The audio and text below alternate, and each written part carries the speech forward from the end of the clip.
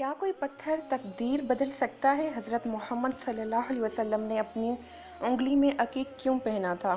معروف عالم دین نے پتھروں کو کس نیت سے پہننا جائز قرار دیا؟ ایک ایمان افروز تحریر، اس پر میں آپ لوگوں کو بتاؤں گی۔ السلام علیکم، ویلکم ٹو مائی چینل۔ اگر آپ کو میری ویڈیوز پسند آتی ہیں تو چینل کو ضرور سبسکرائب کریں تاکہ ایسی بہت ساری ویڈیوز آپ کو ملتی رہیں۔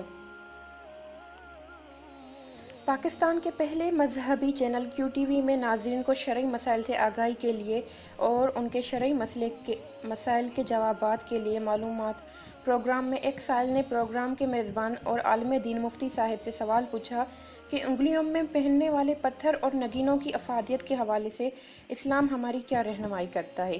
کیا یہ پتھر تقدیر بدلنے اور نفع دینے کی طاقت رکھتے ہیں؟ جس کا جواب دیتے ہوئے مفتی صاحب کا کہنا تھا کہ نبی آخر زمان حضرت محمد صلی اللہ علیہ وسلم نے سیدھے ہاتھ کی انگلی میں عقیق پہنا ہے اور زیادہ تر یمنی عقیق استعمال کیا ہے، تاہم یہ صرف زیبائش کے لیے تھا، اس لیے عقیق کو محض پیروی رسول اللہ صلی اللہ علیہ وسلم میں پہنا چاہیے، نہ کہ کسی نفع کے حصول کی نیت سے پہنا جائے۔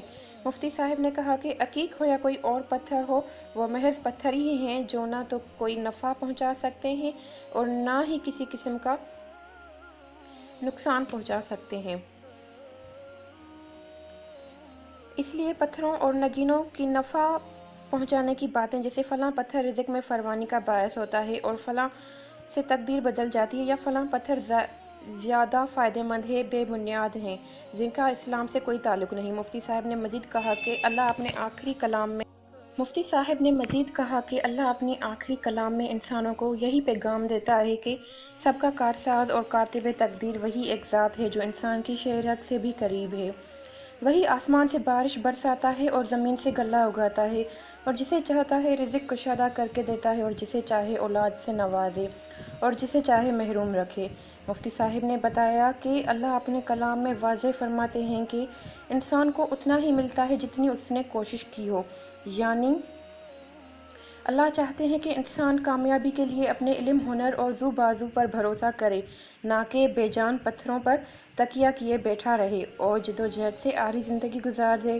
مفتی صاحب کا کہنا تھا کہ انگلی میں پہنے گئے کسی بھی پتھر کی تاثیر گرم و سرد ہو سکتی ہے، جو اگر جسم کی کھال سے مس ہو تو دوران خون میں یہ اثرات گردش کر سکتے ہیں، جس کے جسم پر اثرات بھی مرتب ہو سکتے ہیں، تاہم یہ بھی اس صورت میں ہو سکتا ہے جب پتھر اصلی ہو اور جلد سے مس ہو رہا ہو۔